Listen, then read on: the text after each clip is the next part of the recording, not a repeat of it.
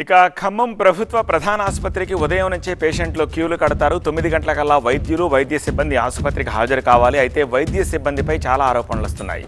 మా senior correspondent Narayana ఆ details అందిస్తారు.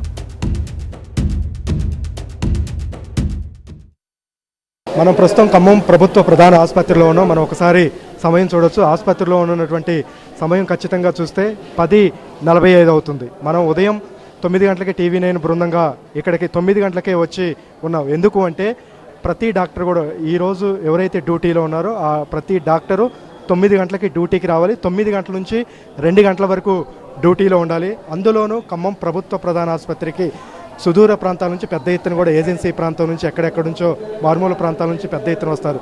అందులోనూ సోమ మంగళవారాల్లో రోగులు ఓపీ సంబంధించి ఎక్కువగా ఉంటుంది.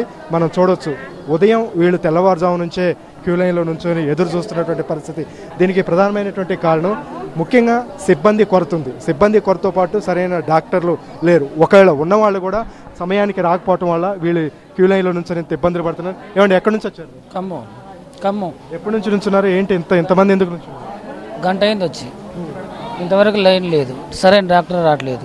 సమయానికంటే ఒక్కోసారి వస్తున్నారు, ఒక్కోసారి రావట్లేదు. ఇక క్యూ లైన్ జనాలు మొత్తం ఇట్లా ఇబ్బంది పడుతూనే ఉన్నారు. ఇప్పుడు మనం దాదాపుగా 11 అవుతున్నా కూడా చాలామంది డాక్టర్లు రాలేదు. వచ్చినా కూడా ఒక గంట చూసి వెళ్ళిపోతున్నారు అనేటువంటి ఆరోపణలు గతం నుంచి కూడా వినిపిస్తున్న పరిస్థితి ఉంది. ఇక్కడ సూపరింటెండెంట్ ఉన్నారు.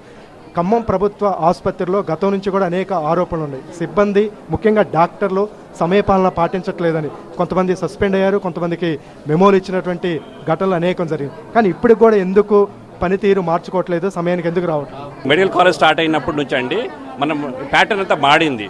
ఒక డాక్టర్ అంటే ఒక సర్జరీ డిపార్ట్మెంట్ ఉందనుకోండి, కొందరు ఒక 10 మంది డాక్టర్లు ఉన్నారనుకోండి, కొందరు ఓపీలో ఉంటారు, కొందరు సర్జరీస్ చేయాల్సి వస్తారు, డివైడ్ అవుతారు. ఒక డాక్టర్స్ అనేది ముగ్గురు డాక్టర్స్ ఓపీ చూస్తారు, మిగతా వారు ఓటీలో ఉంటారు, కొందరు రౌండ్స్ చేస్తారు. ఇలా డివైడ్ అవుతారు అనమాట ఒక డిపార్ట్మెంట్ వాళ్ళు. ఏదైనా డిపార్ట్మెంట్ సర్జరీ అయినా, ఆర్థోపెడిక్స్ అయినా, జనరల్ మెడిసిన్ అయినా అంతే మనం అంతా చూసుకోవాల్సి వస్తుంది. మనం టైంకి రాని డాక్టర్ మీద ఆల్రెడీ కూడా కొంత డాక్టర్ మీద మేము చర్య తీసుకోవడం జరిగింది. వాళ్ళు ఇంకా మనం ఏదైనా ఉంటే డెఫినెట్ మేము చర్య తీసుకుంటాము.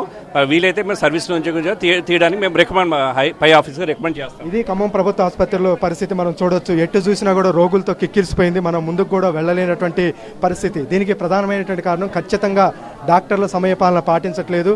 డాక్టర్లు సరైనటువంటి సమయానికి వచ్చి వీళ్ళని చూస్తే ఇంత క్యూ లైన్లు ఇంత రద్దీ ఉండేది కాదు అనేది రోగులు ఇబ్బందులు పడుతున్నారు. దాదాపుగా తెల్లవారుజాము నుంచే వీళ్ళందరూ కూడా ఎదురు చూస్తున్నటువంటి పరిస్థితి. వచ్చిన వాళ్ళు కూడా గంటన్నర చూసి వాళ్ళు బయట ప్రైవేటు ఆసుపత్రులు నిర్వహించడం, క్లినిక్లు నిర్వహించడం, దాని మీద ఎక్కువ శ్రద్ధ పెట్టడం వల్ల ఇక్కడ ప్రభుత్వ ఆసుపత్రిలో సరైన విధంగా సేవలు అందట్లేదు అనేది ప్రధానంగా ఆరోపణలు వినిపిస్తున్నాయి.